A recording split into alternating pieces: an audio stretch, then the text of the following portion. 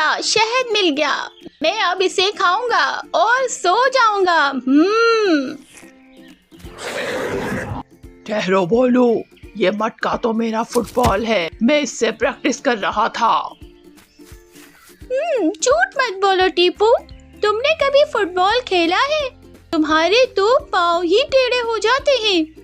یہ مٹکا میرا ہے کیونکہ میں نے اسے ابھی ہپنوٹائز کیا تھا۔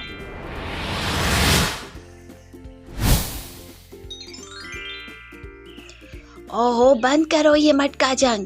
تم لوگ تو ایسے لڑ رہے ہو جیسے یوٹیوب کے کامنٹس میں لوگ لڑتے ہیں۔ دیکھو بھائی، فیصلہ پہیلی سے ہوگا، جو پہیلی بتائے گا یہ مٹکا اس کا۔ پہلی پہیلی، چلو شاباش، اب بتاؤ وہ کیا ہے جو جتنا زیادہ بڑھے گا ہمیں اتنا ہی کم نظر آئے گا۔ اوہ، یہ تو بہت آسان ہے، وہ ہے موبائل کا بل۔ جب وہ بڑھتا ہے تو ابو کو غصے کے علاوہ کچھ نظر نہیں آتا۔ اور بولو، عقل استعمال کر، چربی نہیں۔ زوئی، کیا وہ دھن ہے؟ قریب ہو مگر صحیح نہیں، مانو تم بتاؤ۔ اتنا آسان، وہ ہے اندھیرا۔ اندھیرا؟ کیا اندھیرے میں تو مٹکا بھی نظر نہیں آئے گا، پھر میں کھاؤں گا کیسے؟ چلو شاباش، اب دوسری پہیلی، وہ کیا ہے جس کے دانت بہت ہیں پر وہ کاٹ نہیں سکتی؟ یہ تو بھولو ہے، اس کے دانت اتنے زیادہ ہیں مگر وہ کھاتا صرف حلوہ ہے۔ اے ٹیپو، میری برائی مت کرو ورنہ میں تمہارے اوپر بیٹھ جاؤں گا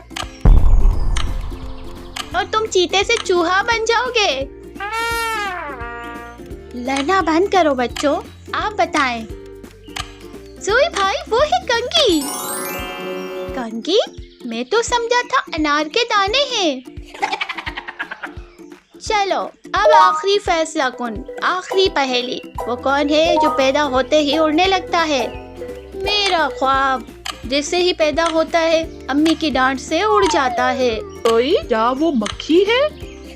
نہیں ٹیپو، تھوڑا اور سوچو، یہ بے جان چیز ہے۔ وہ ہے دھواں۔ دھواں؟ ارے واہ، کیا دھواں تو کڑوا ہوتا ہے، شہد تو میٹھا ہے۔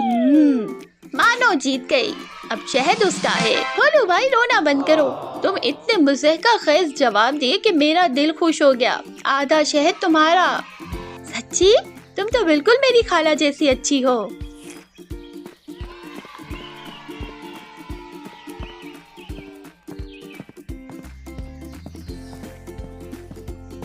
تو بچوں، دیکھا آپ نے، دوستی میں ہی اصل مزہ ہے۔ اگر آپ کو بھولو کی باتیں اچھی لگی تو سبسکرائب کریں، ورنہ بھولو آپ کے گھر آ کر آپ کا سارا ناشتہ کھا جائے گا۔